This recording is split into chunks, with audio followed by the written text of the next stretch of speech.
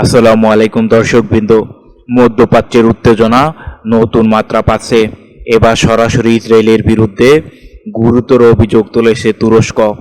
তুরস্কের পররাষ্ট্রমন্ত্রী হাকান ফিদান বলেছেন, ইসরায়েল নিরাপত্তার কথা বলে আসলে প্রতিবেশী দেশগুলোর ভূমি দখলের চেষ্টা করছে।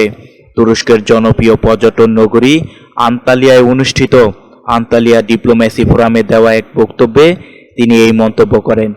তিনি স্পষ্ট বলেন, ইসরায়েল নিজের নিরাপত্তা নিশ্চিত করতে কাজ করছে না, বরং আরও ভূমি দখলের লক্ষ্যে এগোচ্ছে।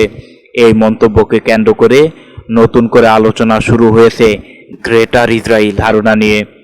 বিশেষজ্ঞদের একাংশ মনে করেন, ইসরায়েল ধীরে ধীরে এমন একটি বৃহত্তম ভূখণ্ড গঠনের কৌশল অনুসরণ করছে গ্রেটার ইসরায়েল, গ্রেট ইসরায়েলের পরিকল্পনা বলে উল্লেখ করেন।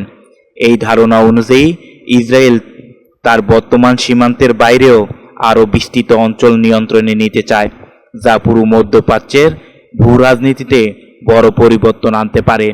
অন্যদিকে তুরস্ক এবং ইসরায়েলের মধ্যে কূটনীতিক উত্তেজনা প্রতিদিনে বাড়ছে। গাজা যুদ্ধ এবং ইরান ইস্যুতে দুই দেশের অবস্থান সম্পূর্ণ বিপরীত। বিশ্লেষকরা বলছেন, এই ধরনের বক্তব্য শুধু কূটনীতিক চাপ বাড়াবে না, বরং অঞ্চলের স্থিতিশীলতার উপর নতুন ঝুঁকি তৈরি করতে পারে। শেষ পর্যন্ত প্রশ্ন থেকেই যাচ্ছে, ইসরায়েলের পদক্ষেপ কি শুধু নিরাপত্তার জন্য, নাকি এর পেছনে রয়েছে বৃহত্তম ভূ রাজনৈতিক পরিকল্পনা? আপনাদের কি মনে হয় জানাতে পারেন কমেন্টে।